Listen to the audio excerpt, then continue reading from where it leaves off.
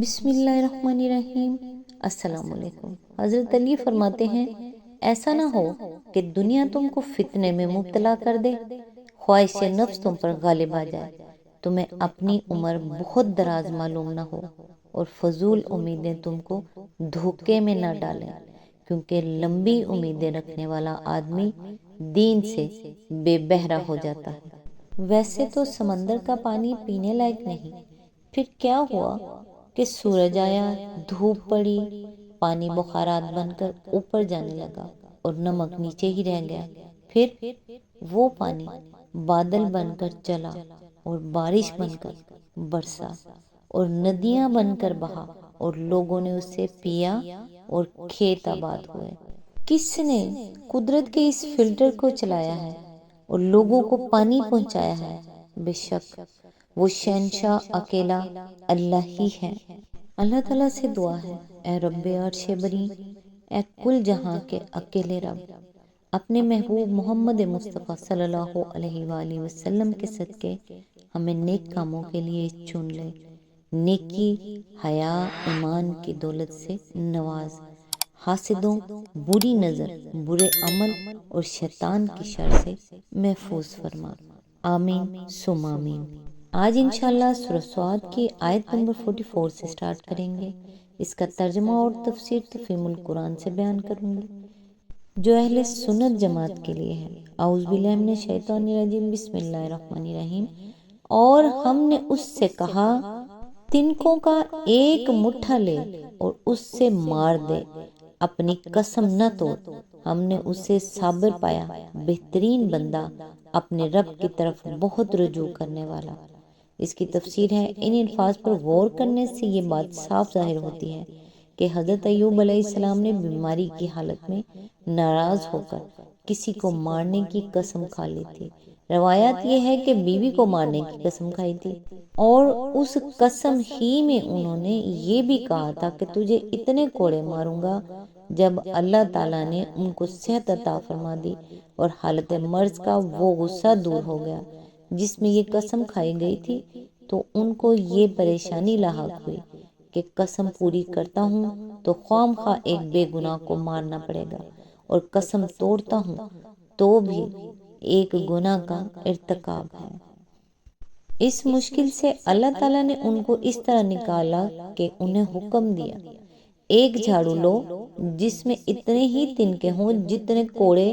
تم نے مارنے کی قسم کھائی تھی، اور اس جھاڑو سے اس شخص کو بس ایک ضرب لگا دو تاکہ تمہاری قسم پوری بھی ہو جائے اور اسے ناروا تکلیف بھی نہ پہنچے۔ بعض فقہا اس رعایت کو حضرت ایوب علیہ السلام کے لیے خاص سمجھتے ہیں، اور بعض فقہا کے نزدیک دوسرے لوگ بھی اس رعایت سے فائدہ اٹھا سکتے ہیں۔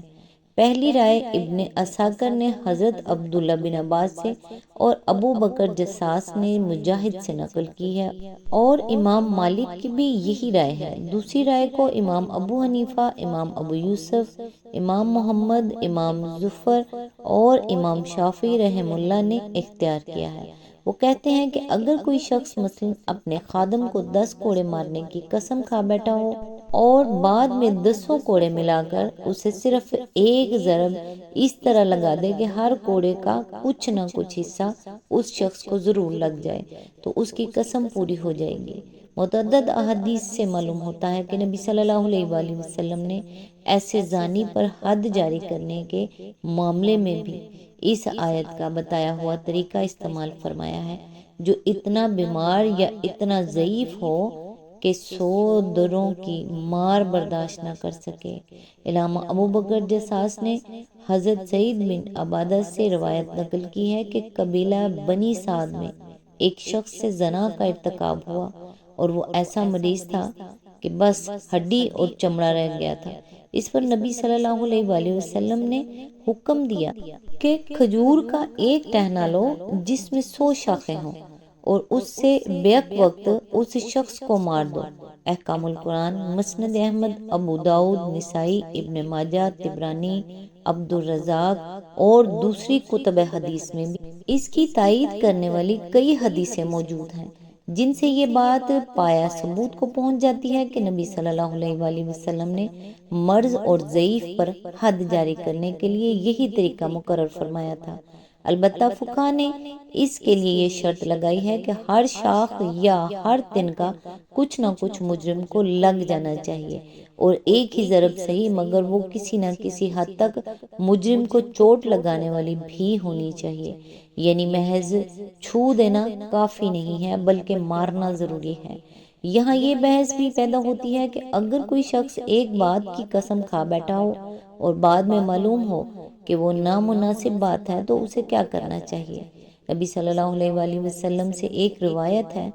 کہ آپ نے فرمایا اس صورت میں آدمی کو وہی کام کرنا چاہیے جو بہتر ہو، اور یہی کفارہ ہے۔ دوسری روایات حضور صلی اللہ علیہ وآلہ وسلم سے یہ ہے کہ اس نامناسب کام کے بجائے آدمی وہ کام کرے جو اچھا ہو اور اپنی قسم کا کفارہ ادا کر دے۔ یہ آیت اسی دوسری روایت کی تائید کرتی ہے، کیونکہ ایک نامناسب کام نہ کرنا ہی اگر قسم کا کفارہ ہوتا تو اللہ تعالیٰ حضرت ایوب علیہ السلام سے یہ نہ فرماتا کہ تم ایک جھاڑو مار کر اپنی قسم پوری کر لو، بلکہ یہ فرماتا کہ تم یہ نامناسب کام نہ کرو اور اسے نہ کرنا ہی تمہاری قسم کا کفارہ ہے۔ اس آیت سے یہ بھی معلوم ہوتا ہے کہ آدمی نے جس بات کی قسم کھائی ہو اسے فوراً پورا کرنا ضروری نہیں ہے۔ حضرت ایوب علیہ السلام نے قسم بیماری کی حالت میں کھائی تھی اور اسے پورا تندرست ہونے کے بعد کیا، اور تندرست ہونے کے بعد بھی فوراً ہی نہیں کر دیا۔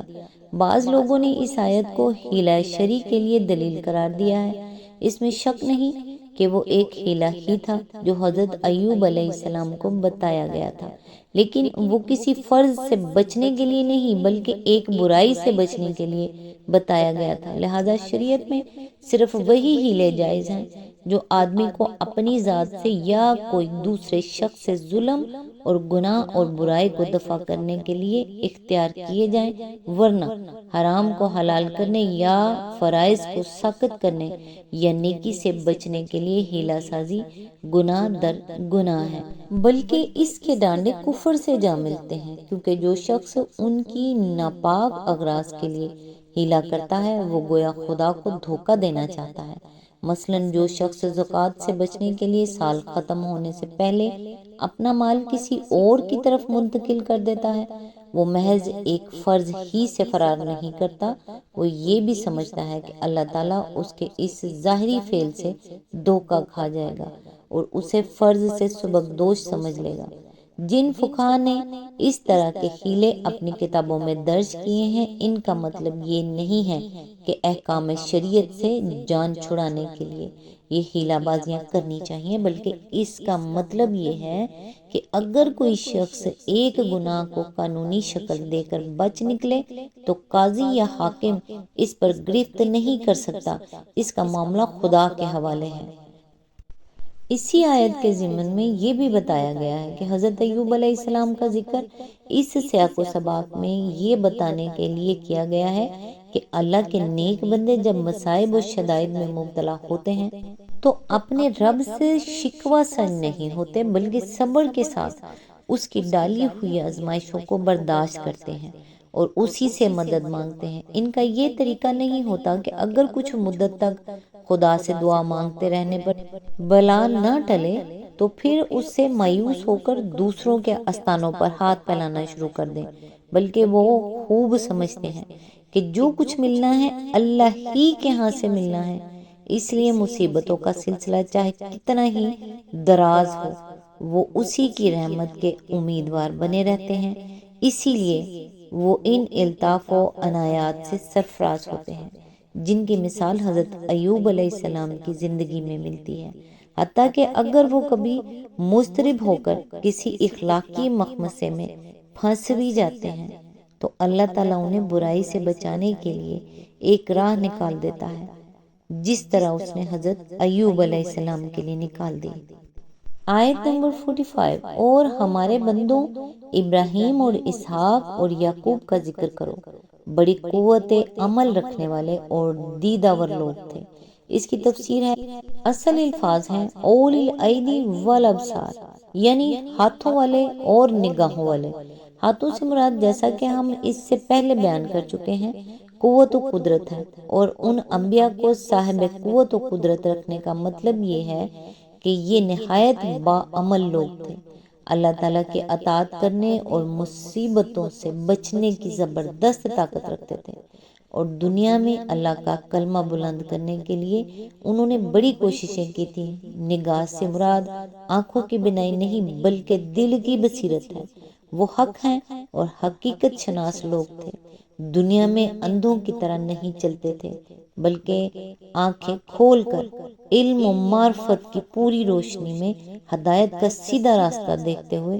چلتے تھے۔ ان الفاظ میں ایک لطیف اشارہ اس طرف بھی ہے کہ جو لوگ بد عمل اور گمراہ ہیں وہ در حقیقت ہاتھوں اور آنکھوں دونوں سے محروم ہیں۔ ہاتھ والا حقیقت میں وہی ہے جو اللہ کی راہ میں کام کرے، اور آنکھوں والا دراصل وہی ہے جو حق کی روشنی اور باطل کی تاریکی میں امتیاز کرے۔